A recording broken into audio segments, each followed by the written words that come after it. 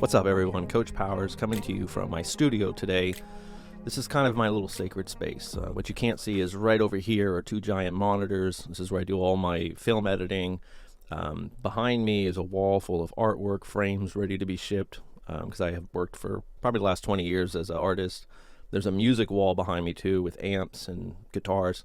And then behind the camera here is a drafting table with a bunch of art supplies. So it's kind of like, I just sit here in a chair and spin around and decide what creative thing I want to do each day, pretty much. But that's not the point of this video. The point of the video is to talk about neurological weather. So you might be asking yourself already, what is neurological weather? So neurological weather, if you've kept up with me in this channel, if you've done coaching and things like that, you've probably heard me mention this term before. And basically, neurological weather is changes in our mental health, or symptoms when there seems to be no other explanation, right? Meaning, like, you could just wake up on Tuesday, let's say it's Saturday, you're having a great few days, wake up on Tuesday, boom, you're hit with a bunch of symptoms.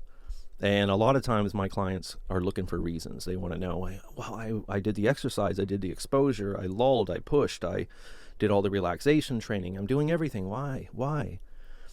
And now, having worked with so many people and just working in mental health for so long and dealing with my own mental health for so long, I've really, over the years, have kind of come to look at this wild card variable, if you will, that I've just coined neurological weather. Like weather, things just change.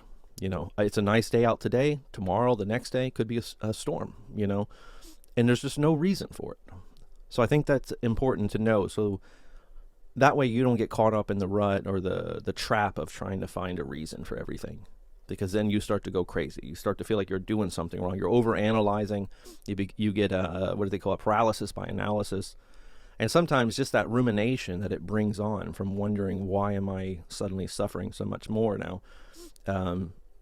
Rumination is self-fueling. I mean, I've spoken extensively on rumination. It's one of the key features of Benzo Withdrawal that really, I predict in a few years, I don't know when they're going to update the DSM-5 to the DSM-6, but I suspect they're going to probably add rumination as its own disorder. I see it as its own disorder. It manifests multiple things. I mean, the four horsemen, I often call it.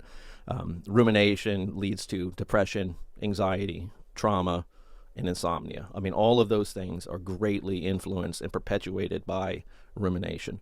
So this is the big monster a lot of us are really facing during benzo withdrawal, is rumination. How do we bring it down? How do we lull it down? How do we get out of our heads? So look at neurological weather as a variable, and hopefully you can use that to kind of push back against that rumination. So that way you're not sitting there stressing out for no reason, and just learn to accept it. Just say, it's neurological weather. It's happening. There's not much I can do about it. But what do you do during the weather? I think that's important, right? So if I tomorrow wake up and it's raining outside, what am I going to do? I'm not going to lose it. I'm not going to cry. I'm not going to go crazy in the house. What do you do? I mean, when there's a storm out, you make a hot cup of cocoa, you put on a nice movie, you grab a book, you get near a window. Over the years, we've just sort of learned to roll with weather, right? And I think neurologically speaking, that's what we got to learn to do with these benzo symptoms. Don't make a bigger issue out of it. No, it doesn't mean you're going backwards. No, it doesn't mean you're doing something wrong. I mean, although certainly it can. I mean, if there's an obvious explanation, if you did 5-mile jog yesterday and then you're wondering why you're feeling bad today, it might be part of that, right? But otherwise, if you're doing everything right, it just happens. It could just happen, And there's a lot of rebound anxiety too, which I'll get into in another video. When we go out and we do something big, and we're having a good, say few days or a week, and then we go visit some family, or we go to a ball game, or, we push it. We go for a drive or something, a couple hours away, and we come home, and then boom, that night we're hit, or the next morning we're just run over. This happens all the time. But again, if it's not something like that, if that's not where it's coming from, then it's probably just neurological weather. And there's two types of people going through this, I think. There's the ones that have never been through really any mental health issues. They were lucky that way. Maybe they had a health scare, a cancer scare, some reason they couldn't sleep, something happened, and they got put on benzos, and now they have health anxiety, now they have depression, or they're going through trauma.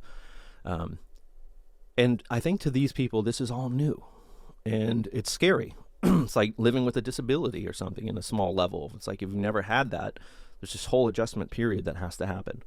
Now, if you're someone who's had anxiety most of their life, depression on and off, I'm not saying really severe necessarily, but you've dealt with issues, then you're a little more resilient. You're a little more adapted to this process, and you can kind of accept the neurological weather and roll with it a little bit better, where somebody else is sort of going, oh my God, they're kind of coming from this place where there was no neurological weather or no weather, and now suddenly they're in a snowstorm, and they're going, what the hell?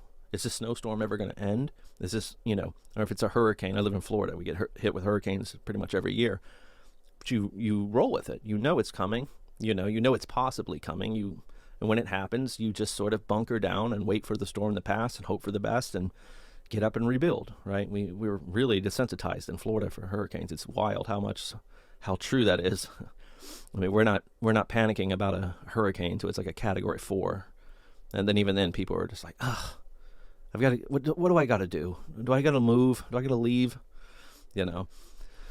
So neurological weather, think about that idea a little bit, and hopefully that gives you some peace of mind not to let this stuff fester and become a bigger deal than it needs to be.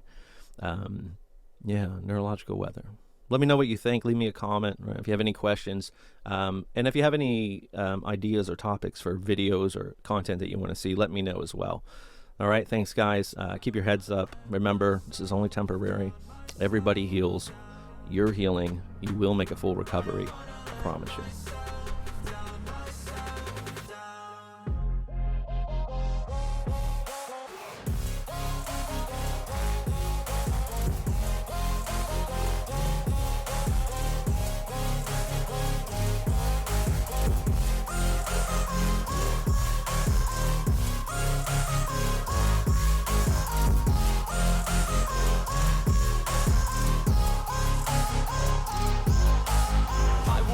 Run away, I don't have to plan it. I can go, change my fate, you won't understand it. All alone, that's okay, people I can't stand them. They don't want me to change, keep me where I'm standing. And I don't wanna be where I am, and I want something more.